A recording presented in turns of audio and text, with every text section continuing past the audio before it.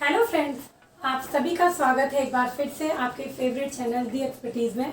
जैसे कि आपने आज तक देखा होगा, हमने अभी तक जितनी भी वीडियोस बनाई हैं वो हिंदी पर ही बनाई हैं, हिंदी ग्रामर पर। तो आज से हम शुरुआत कर रहे हैं संस्कृत की भी कई छोटी छोटी जिससे जो डाउट्स होते हैं जो बच्चों को, जिसकी वजह से बच्चे क्लियर नहीं हो पाते हैं कि क्या करना है, थोड़ी उलझनें होती हैं जिसमें वो फंस जाते हैं। तो इसीलिए हमने उन्हीं उलझनों का समाधान लेके हम आपके पास आए हैं।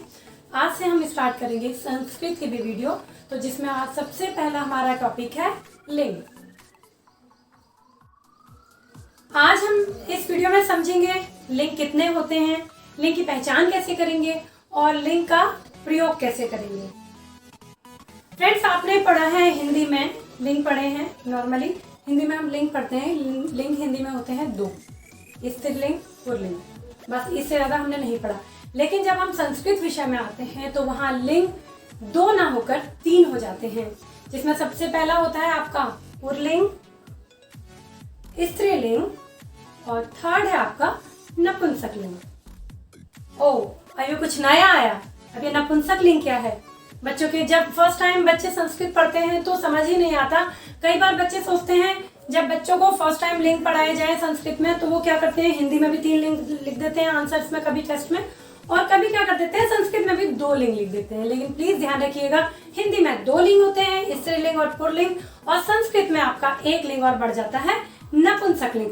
आइए इसको थोड़ा चार्ट से समझेंगे। और मैंने एक ही साथ तीनों लिंग को लिया है। इसकी वजह सबसे बड़ी ये है कि आप लोगों को क्या हो, प्रॉब्लम ना हो। जब भी हम कभी भी ऐसी 2 चीजों को साथ में रखते हैं जिसमें एक चीज होगी और एक चीज नहीं होगी, तभी हमें दोनों में डिफरेंसेस या तीनों में डिफरेंसेस समझ में आता है। इसीलिए मैंने तीनों को एक साथ जोड़ के आपको समझाने का प्रयास किया। आइए समझते हैं चार्ट के माध्यम से। तो पहला हमने देखा छात्रा और छात्रा, छात्रा और छात्रा, इससे पुल्लिंग का बोध हुआ, इससे स्त्रीलिंग का बोध हुआ। सेम उसी तरह से दूसरा देखेंगे शिक्षक का हक। शिक्षक का हक पुल्लिंग के लिए आएगा क्योंकि शिक्षक है, और शिक्षिका जो एक कोई अध्यापिका है जो स्त्री है तो वहां पर आ जाएगा आपका शिक्षिका। अगला देखेंगे गायक का हक। गायक का हक जो गायक है, जो गाता है पुल्लिंग में, यानी कि कोई पुरुष जो गाता है उसे हम गायक कहेंगे। और वहीं स्त्री अगर गाती है तो उसे कहते हैं गायिका। गायक का मीन्स सिंगर जो आपका पुरुष जाति का बोध कराता है, गायिका यानी कि स्त्री जो स्त्री जाति का बोध कराती है। अगला है आपका बालकाह। बालकाह मीन्स होता है लड़का जो पुरुष जाति का बोध कराएगा आपका। उसी के अपोजिट आप देखेंगे बालिका। बालिका से आपको स्त्री जाति का बोध हो रहा है तो यहाँ पर हो जाएगा आपका स्त्री जाति। छात्रा छात्रा, शिक्षका शिक्षिका, गायका गायिका, बालिका बालिका। होप सो आपको अकारांत और आकारांत में डिफरेंसेस समझ में आ गए होंगे। अब हम आगे बढ़ते हैं नपुंसकलिंग, जो आपके लिए बिल्कुल नया है, जिसे समझने में आपको थोड़ी प्रॉब्लम हो सकती है। तो इतनी बड़ा इशू नहीं है, संस्कृत कोई टफ सब्जेक्ट नहीं है। जब आप समझने लगते हैं तो कुछ भी नहीं है, बहुत आसानी से कर सकते हैं।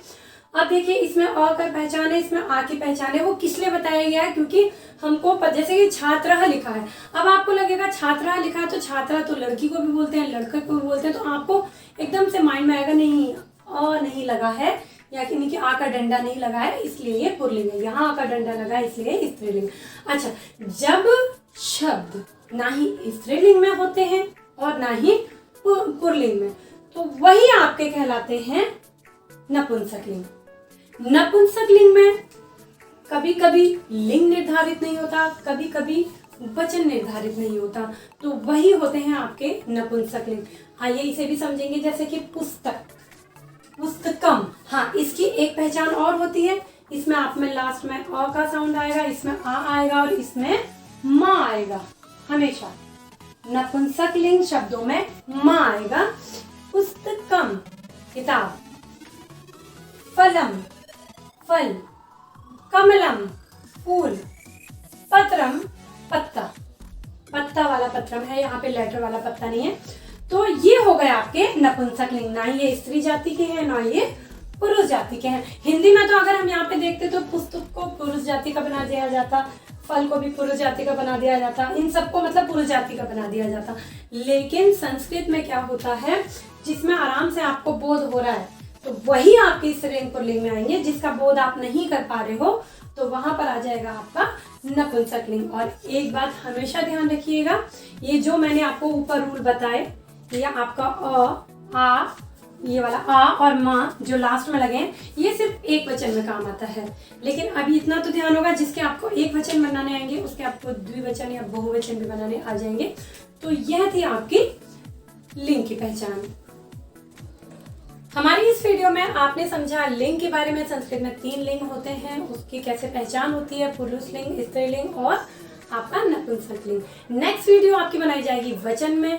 वचन में देखिएगा इन लिंगों में जब हम वचन के हिसाब से रखते हैं तो वहां पे क्या परिवर्तन आते हैं, यह सब आपको वचन की वीडियो में बताया जाएगा। तो प्लीज लिंग की वीडियो देखने के बाद वचन की वीडियो देखना ना भूलें, जिससे आपको बाद में ये ना लगे कि मैम ने तो बोला था कि अरे पुल्लिंग की पहचान तो असही होती है, तो यहाँ पे ये छात्रों कैसे आ गया, ओ में हम कैसे पहचाने कि ये पुल्लिंग है। तो प्लीज ये सब जानने के लिए वचन की वीडियो जरूर देखिएगा। मिलते हैं अपनी नेक्स्ट वीडियो में, तब तक के लिए थैंक यू।